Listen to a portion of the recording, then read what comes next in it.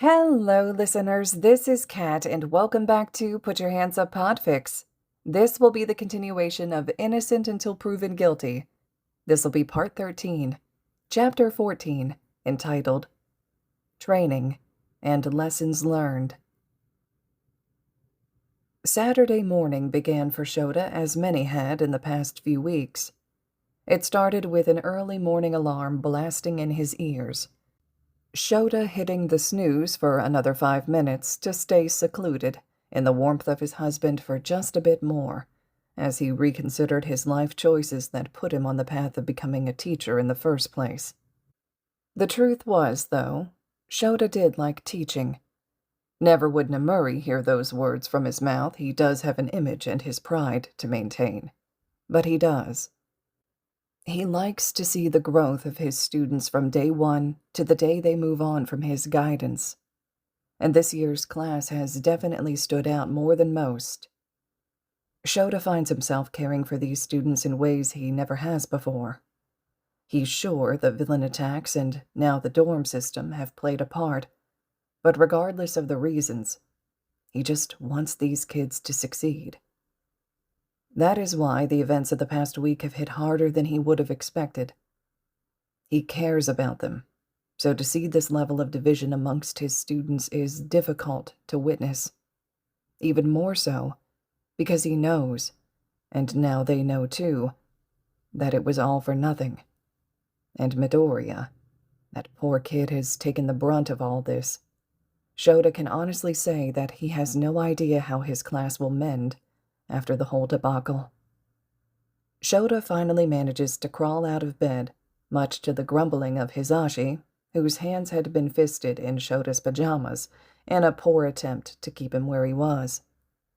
Hisashi doesn't even fully wake up, and Shouta is once again envious of his husband's schedule. He knows, though, that waking up as he is today is for a good reason, as with every Saturday morning the past few weeks.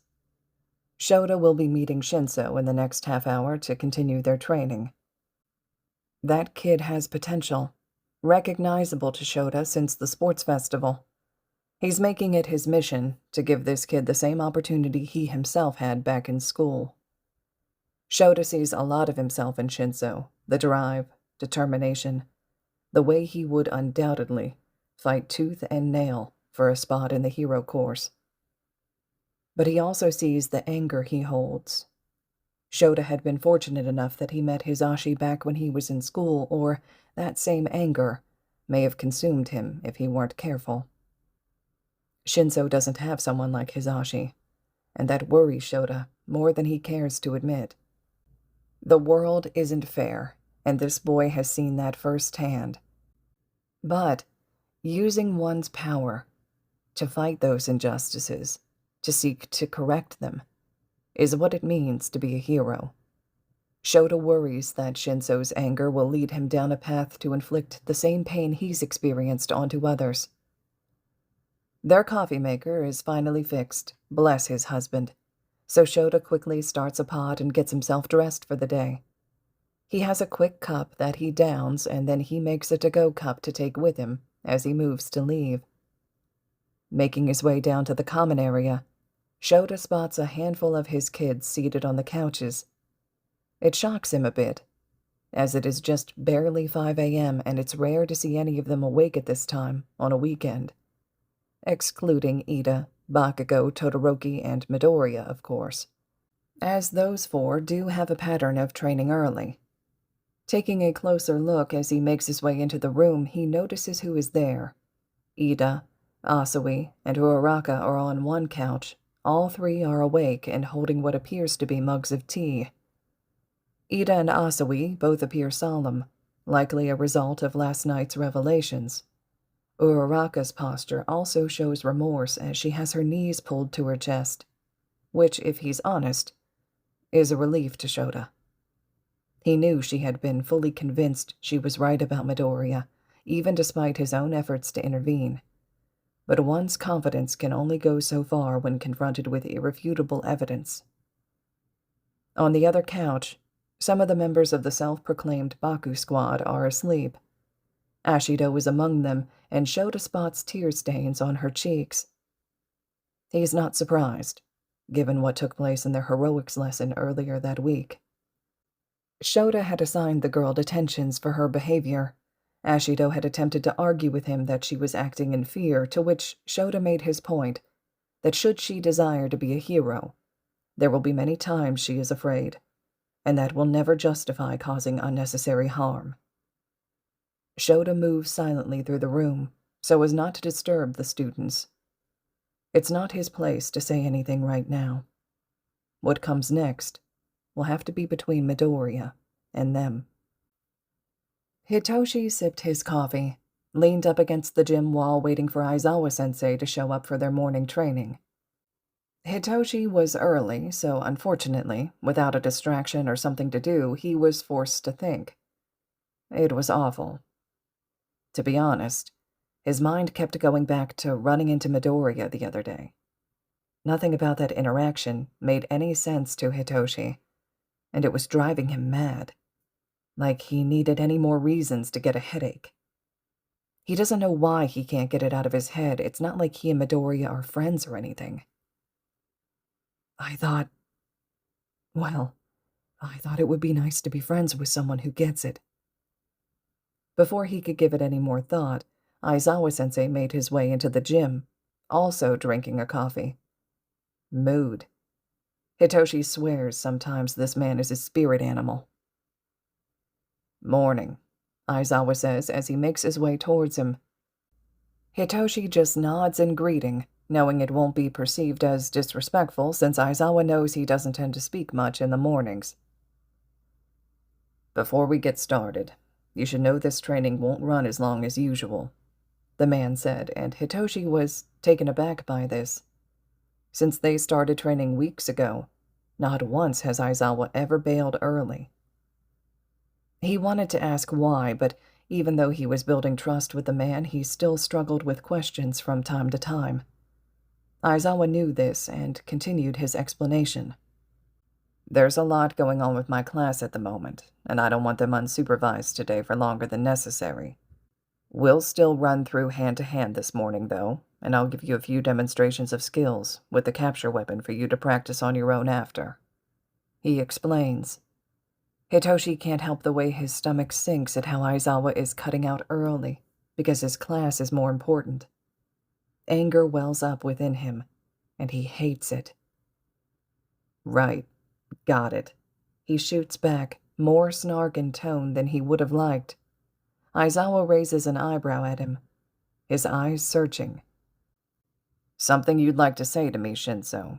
Aizawa drawls. There's so much Hitoshi wants to say, but he knows he shouldn't. He does it anyway. Guessing this is about Midoriya, he quips irritably, recalling how the whole school had been talking about Class 1A's rift, with Midoriya once again the only thing anyone could talk about. Perhaps, Aizawa comments. But that's not really for me to share. Never really been one for gossip. Suddenly realizing that Aizawa is around Midoriya all the time for classes, he wonders if the man could help him make sense of what the kid was saying the other day. What is with that kid anyway? He asks slowly, more curious than he would like to admit on how Aizawa feels about him. What do you mean? Aizawa returns, voice revealing nothing. Hitoshi decides to say the hell with it and just recounts to Aizawa what happened. I ran into Midoriya the other day. Well, more like he ran into me. He started rambling a bunch of nonsense at me and keeps asking me about my quirk. I mean, honestly, does he think I'm an idiot? We all get it. Midoriya has the perfect quirk for heroics. I don't see why he thinks I would let him know about mine, when all he would do is just tear me down for it like everyone else does. Hitoshi starts, anger bleeding into his voice as he's reminded of how he felt at the time. Aizawa moves like he's going to speak, but Hitoshi beats him to it. I mean, that's not even the worst part. I just can't stop thinking about what he said. It makes no sense. He started laughing like a crazy person on the floor after I told him how he should quit with his fake nice act. Clearly his class finally saw through it. I mean, that's why they're all fighting now, right?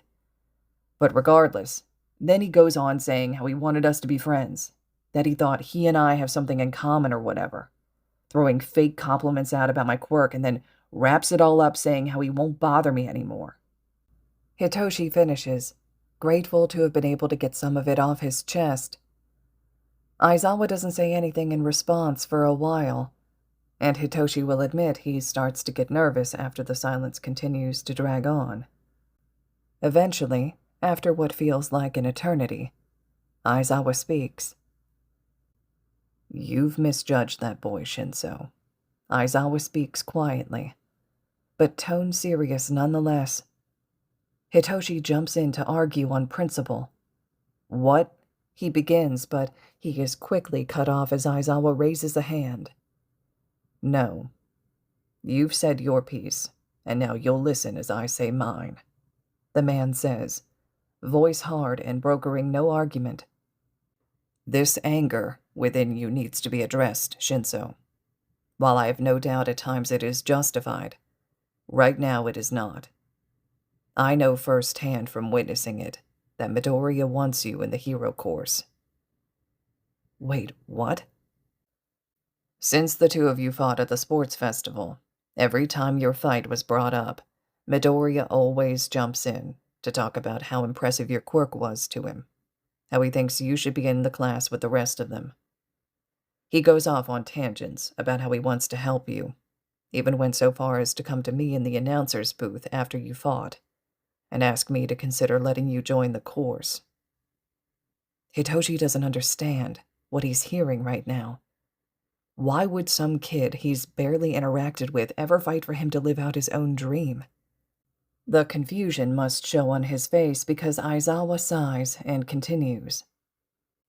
"It's just how he is, Shinso. That kid has a knack for analysis, so the questions about your quirk were likely so he could try to help you improve," Aizawa says, then pauses, seeming to debate saying any more. "I won't go into detail, because truthfully it isn't my place to share, and again, I'm not one for gossip. But you and Midoriya have more in common than you realize. Both of you treated unfairly for things you couldn't control. Both of you with the same determination to be a hero, despite the odds stacked against you.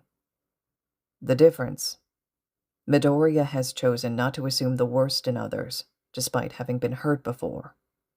He chose to see the best in you, while in return, you've assumed the worst in him." Midoriya's words from the other day run through his mind. "After the sports festival, I felt connected to you. I thought to myself, someone like that, who understands, deserves to be a hero. I know what it's like when the world tells you you're not suited for something. I won't bother you again. Don't worry." Hitoshi was a fucking idiot. Guilt swelled in his chest like he had never felt it before. Midoriya had believed in him. Midoriya only ever wanted to help him, and all Hitoshi did to return the favor was push him away. Cruelly, at that. "You cannot be a hero on your own, Shinso. That's not how this works. Believe me, I've tried. You need people to support you and be on your side. But even more than that, you need people who inspire you, motivate you, and push you to be better. Without people in your life you are fighting for, you end up only fighting for yourself, and eventually that drive burns out. Don't shut people out, kid. You deserve people beside you. And Midoriya, he'd be a good person to have," Aizawa concluded, turning to walk to the center of the gym to begin their sparring lesson, leaving Hitoshi behind in shambles. Izuku was warm, a kind of warm that has rooted itself deep in his bones, the kind of warm that makes him never want to move again. Yet a small part of him knows he must, so he begins to stir slowly as he wakes. He feels something gentle card through his hair and he hums. burying himself in his pillow, which, interestingly enough, is solid. Awareness coming back to him gradually, Izuku realizes that it's a hand running through his hair, that he's not laying on a pillow but on a person. Eyes shooting open, Izuku tilts his head to see mismatched eyes gazing back at him. Huh, guess I fell asleep on Shoto. Izuku blinks, still scanning his friend's face, the way Shoto's smiling sleepily at him, looking more relaxed than he's ever seen him before. The panic hasn't set in yet, seeing as he's still half asleep, so Izuku finds himself reaching a hand up and cupping Shoto's cheek gently, thumb tracing back and forth along his scar. His skin feels warm to the touch, and he notices the way the boy's cheeks flush. Pretty. Shoto's breath hitches. Realizing suddenly what it is he's doing, Izuku thinks he's somehow crossed a line, and moves to pull his hand away with an apology on his lips. Before he can do either, though, Shoto's hand is gripping his wrist, stopping him. Izuku doesn't think he's breathing anymore. Their eyes are locked, and the silence is quite deafening.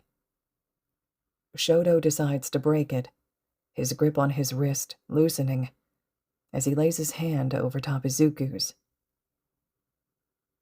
It's okay, he murmurs, his other hand across Izuku's back, rubbing soothing circles to help calm the other down. It's okay if it's you, Shoto whispers. Izuku's heart is threatening to beat out of his chest. Shoto really needs to quit attempting to kill him like this, or Izuku won't make it to see the end of their first year.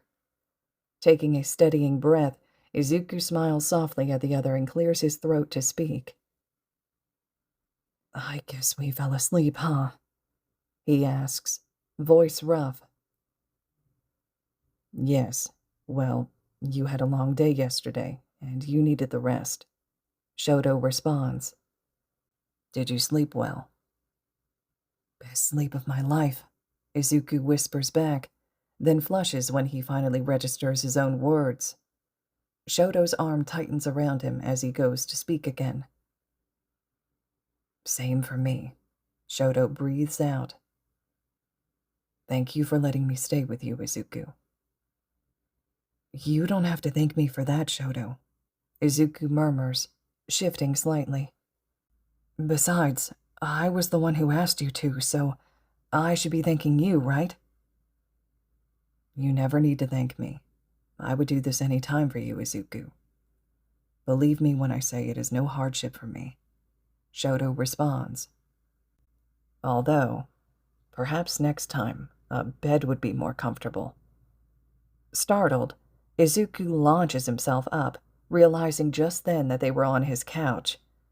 Looking over, he sees that Shoto was leaned up against the armrest. He had to be so uncomfortable like that all night. I'm so sorry, Izuku shrieks, hands waving in front of him.